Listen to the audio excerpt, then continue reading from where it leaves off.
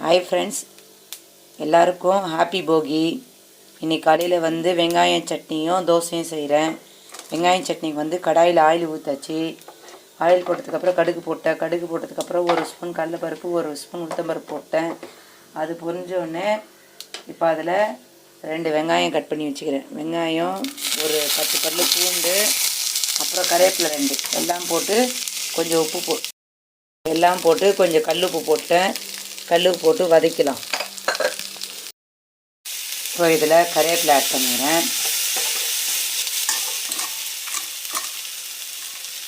கருவேப்பிலைக்கு அப்புறம் ஒரு கைப்பிடி அளவு புதினா ஆட் பண்ணிக்கிறேன். புதினா போட்டால் கொஞ்சம் டேஸ்ட்டாக இருக்கும், அதனால் ஒரு கைப்பிடி அளவு புதினா ஆட் பண்ணிக்கிட்டேன். இது வதங்கிட்டால் அப்புறம் ஒரு தக்காளி ஆட் பண்ணிக்கலாம். தக்காளி ஒன்று ஆட் பண்ணிக்கினேன். இப்போ மஞ்சள் தூள் போட்டுக்கினேன்.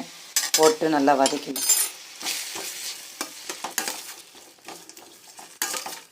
அந்த சூட்லேயே வந்து இந்த தக்காளியெல்லாம் வதங்கிடும். வெங்காயம் சட்னி நல்லா வதங்கிடுச்சு. இப்போ இது சூடை ஆற வச்சுட்டு அப்புறம் மிக்சியில் போட்டு எடுத்துக்கலாம். ஃபைனலாக வந்து வெங்காயம் சட்னி ரெடி ஆகிடுச்சு. இப்போ தோசை ரெடி பண்ணிட்டுருக்கேன். மார்னிங் பிரேக்ஃபாஸ்ட் வந்து வெங்காயம் சட்னி தோசை. வாங்க சாப்பிடலாம். பிடிச்சிருந்தா லைக் பண்ணுங்கள், ஷேர் பண்ணுங்கள், சப்ஸ்கிரைப் பண்ணுங்கள் friends. Thank you friends. Hi friends, இன்றைக்கி வந்து சாம்பார் சாதம் செய்கிறேன். அதுக்கு வந்து குக்கர் வச்சாச்சு. குக்கரில் ஆயிலும் நெய்யும் ஊற்றிட்டேன். அதுக்கப்புறம் கடுகு சீரகம் போட்டாச்சு. அப்புறம் வந்து வெங்காயம் கட் பண்ணி வச்சுருந்தேன், 2 வெங்காயம், அதை ஆட் பண்ணிட்டேன். வெங்காயம் ஆட் பண்ணதுக்கப்புறம் இது பூண்டு வந்து தோல் உரிச்சு வச்சுன்னா அது குட்டி குட்டியாக நசுக்கி அதையும் போட்டேன். அப்புறம் கருவேப்பிலை போட்டேன். அப்புறம் வந்து காஞ்ச மிளகா 3 காஞ்ச மிளகா போட்டேன். இப்போ இதில் வந்து காய் ஆட் பண்ணிக்கிறேன். காய் வந்து கத்திரிக்காய், பீன்ஸு, கேரட்டு, அவரைக்காய், உருளைக்கிழங்கு 5 வகையான காய் ஆட் பண்ணிக்கிறேன் இதில். இப்போ காய் ஆட் பண்ணி முடிச்சிட்டேன். இப்போ இது ஒரு 2-3 திருப்பிக்கலாம், வதக்கலாம். நல்லா ஆயிலில் வதங்கினா சீக்கிரம் வெந்துடும். ஆயிலில் வதக்கலாம். காயெல்லாம் கொஞ்சம் ஓரளவுக்கு வந்துடுச்சு. இப்போ இதில் தக்காளி ஆட் பண்ணிக்கிட்டேன். 2 தக்காளி ஆட் பண்ணிட்டேன், பெரிய தக்காளி. இப்போ அதுவும் நல்லா வதங்கட்டும். இப்போ அதில் வந்து குழம்பு மிளகாத்தூள் ஆட் பண்ணிக்கலாம். நல்லா வதங்கின்னு இருக்கு, நல்லா வதங்கட்டும். ஆயில் திரிஞ்சு வருது பாருங்கள். நல்லா ஆயில் இப்போ 2 ஸ்பூன் குழம்பு மிளகாத்தூள் ஆட் பண்ணிக்கலாம்.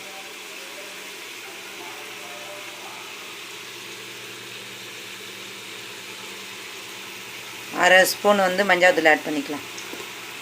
நல்லா வந்து காயோடு வந்து மிளகாத்தூள் மஞ்சள்லாம் வந்து நல்லா மிக்ஸ் ஆகிடுச்சு.